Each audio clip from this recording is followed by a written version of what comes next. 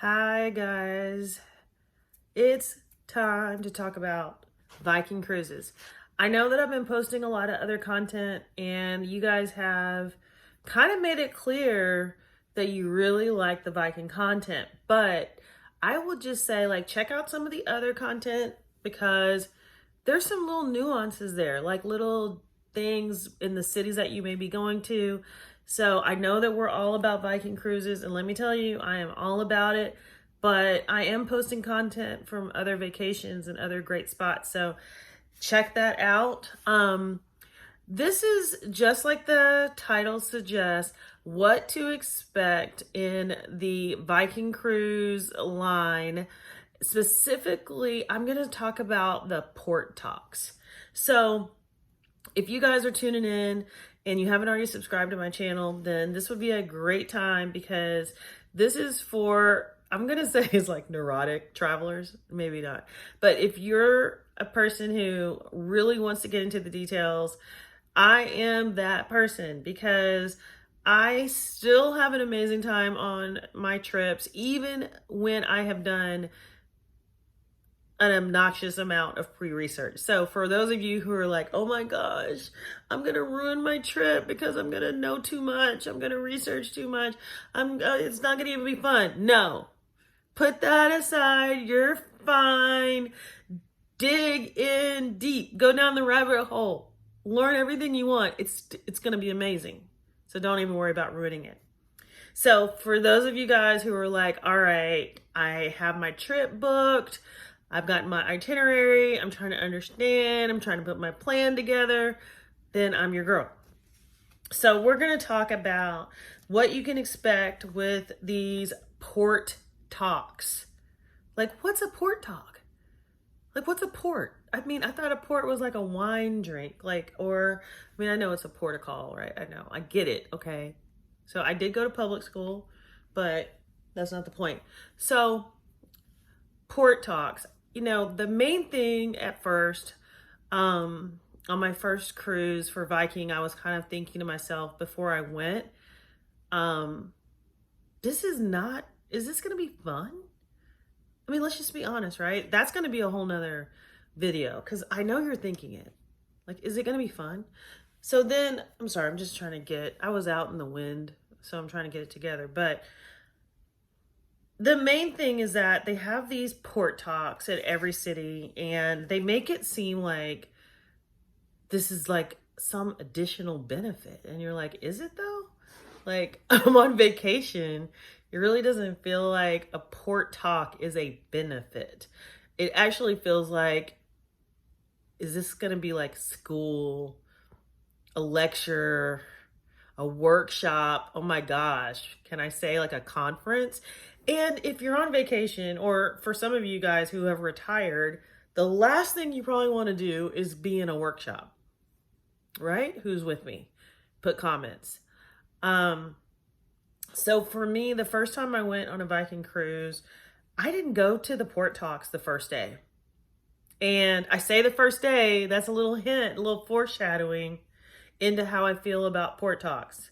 Because I ended up going to them later in the first trip. So I'm going to talk to you about my first impression in case you guys are like right there with me on first impressions on how you're feeling about the port talks. And then you can like follow me and you may change your mind and you may decide you want to go ahead and go and not miss any, because I did miss them and I realized I kind of liked and needed the port talks.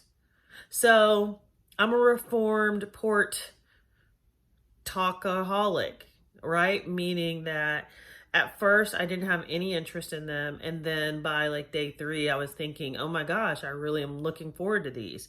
So the port talks usually happen around 4:30 in the afternoon.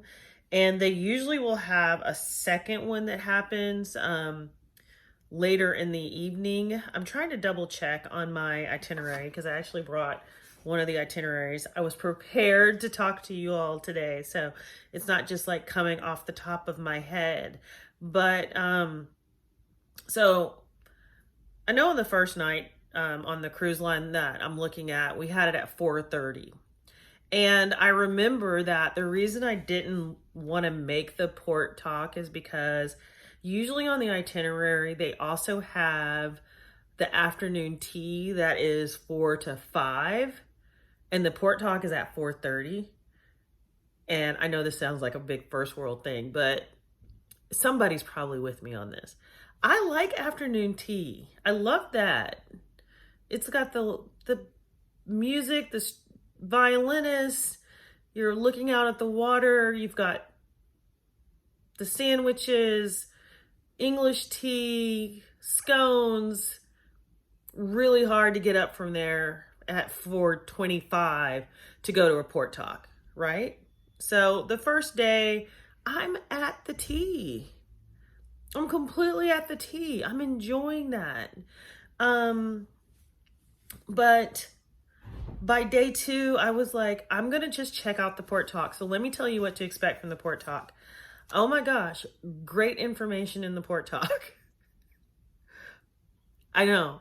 So they do a really good job. It's really fast. The very first thing that I think is helpful is they go over all of the excursions. To me, that is the most helpful part because you get to find out right away what is going on each day. So for those of you guys that didn't tune in and do all of your pre-planning, those port talks help you for in the morning. You'll know what bus to go to, which excursions you can still add on. It gives a little brief overview of the excursion that is included. And to me, that is helpful. Let me tell you a few reasons why you want to do that. 1, they will tell you things like, you don't need to catch a bus. That's important to know, right? So you may want to know that before you go to bed, that you can sleep in like 8 more minutes, because when you walk off the ship, you're basically at the starting point of your excursion. Good information. You hear that at the port talk. The other things that they will tell you is like, if a few things are canceled, like, I don't know if you're going to get a notification about that. You might, because it's Viking, right? It's not, well, I'm not going to say. It's not some other places. But there were some announcements, like a couple of excursions were canceled because of different things, like a cheese and chocolate excursion. I know. I'm sure when that got canceled, a lot of people like cried a little. But you get those details.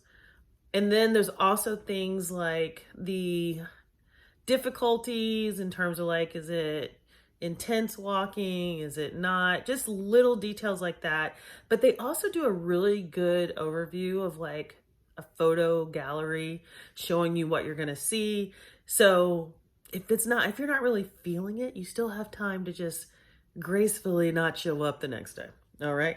So I knew that some of you guys were wondering, like, what's the port talk all about? Why are they making it seem like that's such a great benefit?